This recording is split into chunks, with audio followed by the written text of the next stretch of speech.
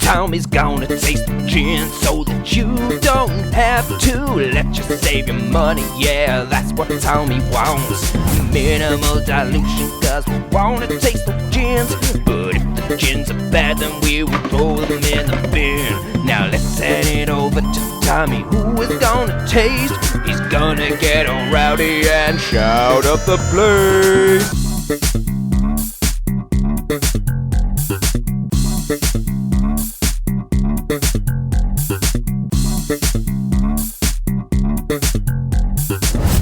What's up, bitches, and welcome back to another installment of Tommy Tastes, where I taste the gin so that you don't have to. And what are we tasting this week? We are going to be tasting, what is this? Canaïma Gin?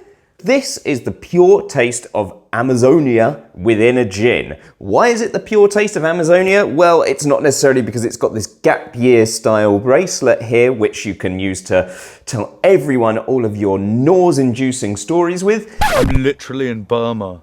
Yeah, no, I'm on my gap year at the moment. No, it's because it has so many botanicals that only native Pemon Indians, I'm not too sure, are able to forage and collect. So, to give you the brief run through of this is made by the Dusa, D-U-S-A distillery, who you might know better for making Diplomatico rum. But given that brown oak-aged spirits are being drunk with less and less enthusiasm every year, in order to turn a little bit of cash in the meantime, they made this gin. Senseless cash in, jumping on the bandwagon of something that's big at the moment, so giving me reasons not to like this to begin with. Gonna paint your bandwagon, gonna paint it good. But one thing to like about this is that it has 19 botanicals, 8 of which are like your standard classic gin botanicals, juniper, coriander. He can't think of another botanical. Yeah, and then it has 10 native Amazonian botanicals and 1 local fruit. Doesn't really give anything away on what the local fruit is, but did show me a picture of it. Kind of looks like a red pepper. Whether we get red pepper notes on this, let's see. I won't go into too much detail on the botanicals because you won't have heard of any of them, but it does have, and I'm not sure how to pronounce this, acai berries, something cacao-like, something that's kind of like a cashew nut and some tree bark somewhere. I think what's more important is just showing that South America, in particular the Amazon, has so many different botanicals and so is totally an area that we should take seriously for gin production. This is my first time reviewing a gin from South America. I believe this is my first time actually tasting a gin from South America as well. So I think we should crack on and taste. Oh my God, I can't believe you said that because that really reminds me of this time on my gap year. So here's one that I poured earlier. A nice little measure there, as you can see, of Canaïma Gin. Classic see-through colour. Let's get our nose in there and give it a bit of a whiff. I'd been on the lash the night before, bit of the rack sheet. Best night of my life, best night of my life. Yeah. So the first thing to say is that this has a totally unique nose. It is like not many gins I've tasted in the past. The juniper and like woody note hits you first off, a little bit piney. It's kind of balanced with like this resinous, barky like feel. And it's just, yeah, it's quite odd. It's certainly not a nose for everyone, particularly if like pink gin is your bag. And when I've had noses like this in the past, I generally speaking haven't really enjoyed the gin because they feel a bit like muddy and just not terribly pleasant, just muddled and unnice.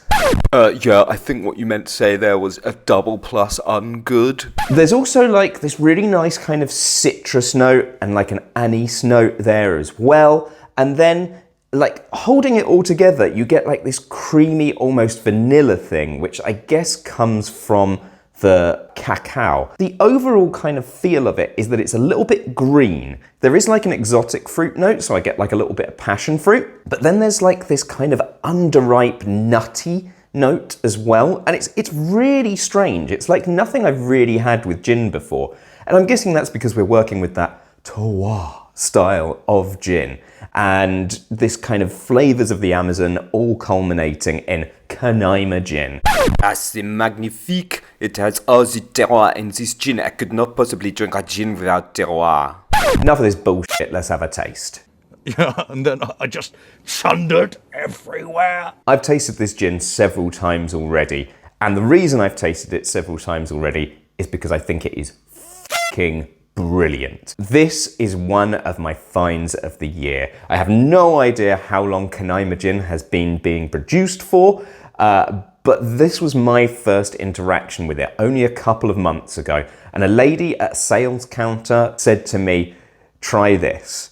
And she refused to dilute it, saying that you don't want to spoil the gin. And she was totally right. It's a kind of, you're either with us or you can fuck off style of gin. This is totally not going to be for everyone. It is so unique, but there is everything to like about it. It is powerful. All of those notes that we talked about on the nose follow through on the palate, and it's got an incredible long resinous finish. I love this gin. Oh yeah, I've just really got to the point where drinking a gin without a high level of terpenoids is simply unthinkable. 47% as well. So really hitting the upper echelons of like a powerful alcoholic gin, which I love. Does it show its alcohol? Absolutely not. This is so well incorporated and all those flavors just meld together. 47% is obviously the best dilution they came across for just drinking it straight up, and it totally works. I love it. It feels green, it feels exotic, it feels nutty. It's just everything. Oh, I fucking love this. I think it's time for me to let my erection subside by putting some ice on it. And there we go, single ice cube in there. Clean, chill filtered gin. made a little volcano, all the little chunklets froze. Amazing. The inclusion of the ice makes everything just feel a little smoother and just tones everything down, making it just that touch softer.